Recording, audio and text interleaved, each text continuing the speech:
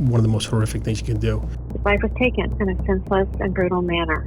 Horrific crimes left unsolved. You know, you have a lot of different scenarios run through your head. Could it be this person? Could it be that person? And families forever changed.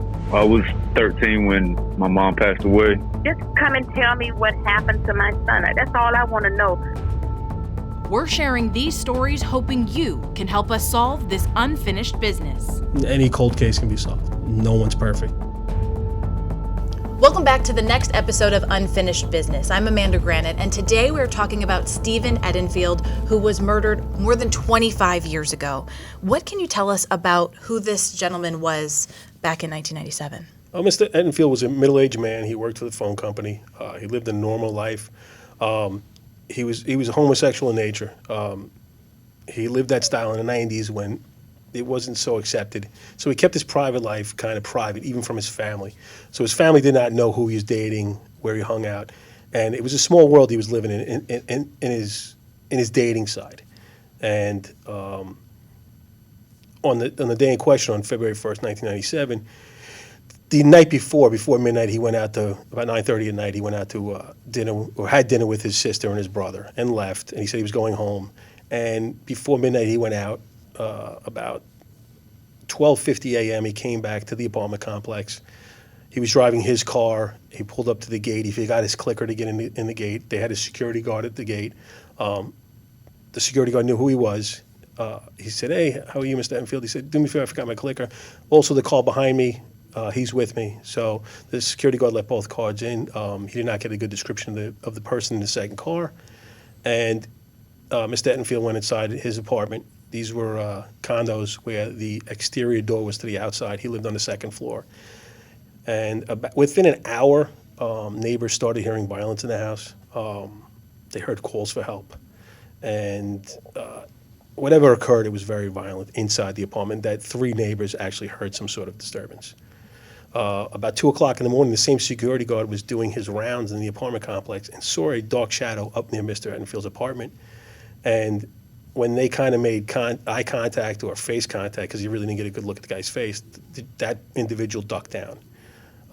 He never saw that individual again. The next morning, Stephen's brother went to go check on his brother Stephen, because he was supposed to go see their mother, and he found his brother deceased in the apartment.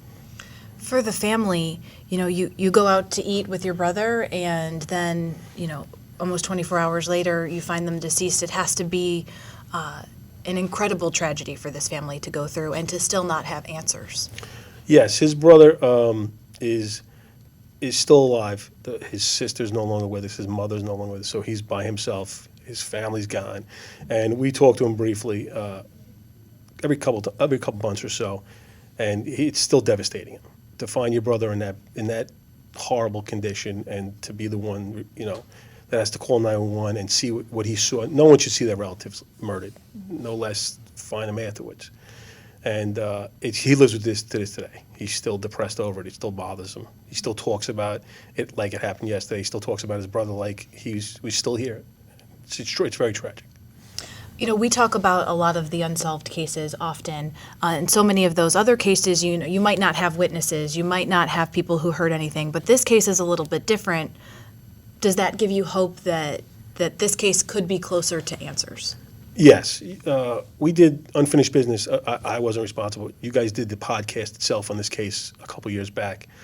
Since we've been working on the case when they started the cold case unit in 2021, and we've talked about this before, thank God that we have advances in science, and when we do go to a crime scene, we collect the evidence, impound it, we safeguard it, we make sure it's in a safe place, so then later on we can go back and look at it. And if everybody watches cold case shows that when you leave forensic evidence behind, and we're able now, modern day, to work on it. There's been a lot of advances in the case since we talked to you last, and since obviously 1997.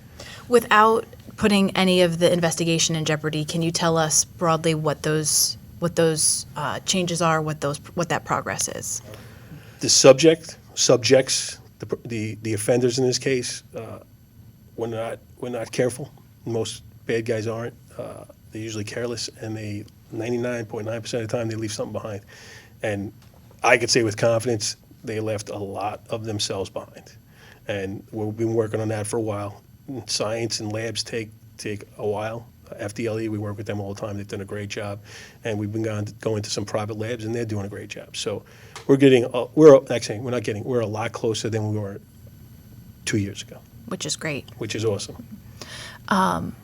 What, if anything, do you guys need from the public at this point? How could people help if they're hearing this and maybe remember seeing him that evening, or have a piece of information that they just haven't come forward with yet? It's very important. He lived at 5820 Church Avenue. It was a condo complex. It's still there today. And there were more people that saw things. There were more people that heard things. And as we've talked about in the past, any small bit of information is good information. And someone that is sitting at home that hears this, that remembers him, because he was a good guy. And I'm not saying that because of this circumstances, but everything you see, he was a good, hardworking, caring person. And that if you have some information, I heard this that night, or I saw this that night, I saw a certain colored car or a certain individual, anything can help us. These are all puzzles, and we never get every piece put together, but any piece is a piece of the puzzle, no matter where it is on the puzzle. So if anybody remembers anything, it would be beneficial for us and for his family to give us a call. And this victim had a mother and a sister who died before ever learning those answers, but we still have a chance to give his family answers with his brother. Yes, without a doubt. Thank you so much for joining us, and we'll see you on the next episode of Unfinished Business. These cases aren't just stories, they're real lives and real people. Your voice could be the missing piece in this puzzle. If you have information on this case or any other, please contact the Hillsborough County Sheriff's Office at 813-247-8200. To submit a tip anonymously, call Crime Stoppers of Tampa Bay. Join us next time as we continue our journey to uncover the truth and bring these families the closure they have been waiting for. Until then, stay vigilant and keep seeking justice for these families. Unfinished Business.